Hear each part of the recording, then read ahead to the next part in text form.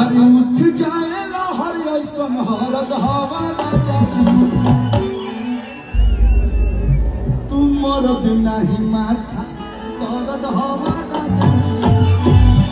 अच्छा देखिए कितना बेचारी कितना मेहनत से गाना गोलस हिट सुपर हिट हो गई तब वो लोग शादी करते रहे। शादियों में वही गीत बजता रे बोकावा तोरे खातिर कहाई का कि तुम मरद नहीं माथा के दर्द हो।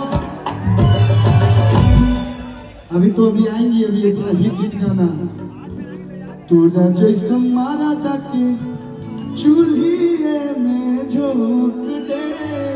अभी तो उसका भी एकदम हिट से हिट गाना है। शिवानी सिंह हमारे भोजपुरी की एक ऐसी सिंगर ऐसी गायिका है कि इतनी कम उम्र में सबके दिल में जगह बना ली है। एक बार शिवानी सिंह जी के लिए जोरदार ताली बजा दीजिए। उनको बुलाएंगे 2-3 गीत के बाद। अरे सुन ली पलम जी अखरिया के गोबा हमें देखनी है हम गावत रहे